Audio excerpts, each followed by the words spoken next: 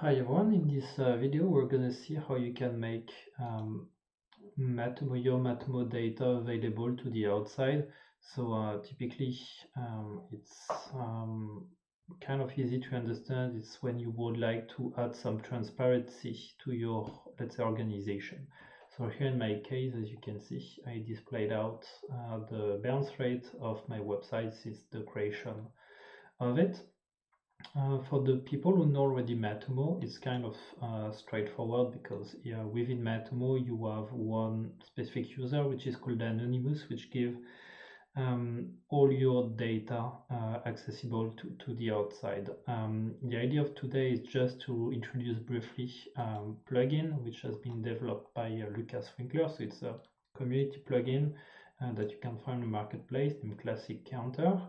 And what Classic Counter has been made for is really to, let's say, respect an old tradition, which is about showing up the number of visitors on the website since its creation. So that's the sake of this given plugin, and that's the one I was showing you some minutes ago.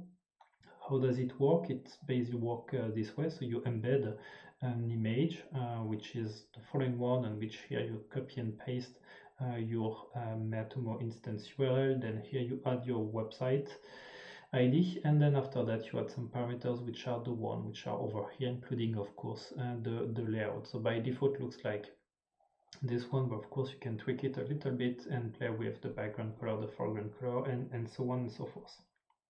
In my case here, I decided to add the bounce rate, but typically I could have decided to put the number of visits. So I'm just gonna show you how it works. So just gonna go back over here and change bounce rate by NB visits.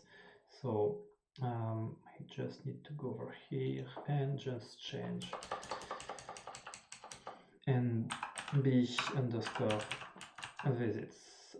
That's it. So then after I just need to refresh here. The information that you need to know is that currently this plugin is really set to show the data since the beginning of the website. So that's the reason why of course it takes a bit of time, and as well that you cannot tweak it or change the date range period within the parameters. But as you can see, on its display is gonna be saved in cache, and this data will not be queried anymore. So that's the part dealing with the loading time. And this is how it looks like.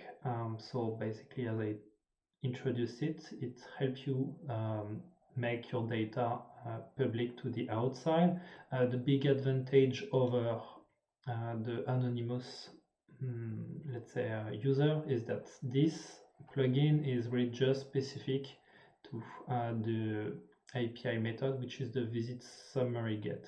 Of course here someone could of course know all the different data, so the one which are number of visits, number of actions, visit converted, bounce count, and so on and so forth, because those are all provided by the methods. It's just as the URL we can tweak it in the display, but of course someone from the outside can, thanks to this URL, directly access to all the different data which are included here.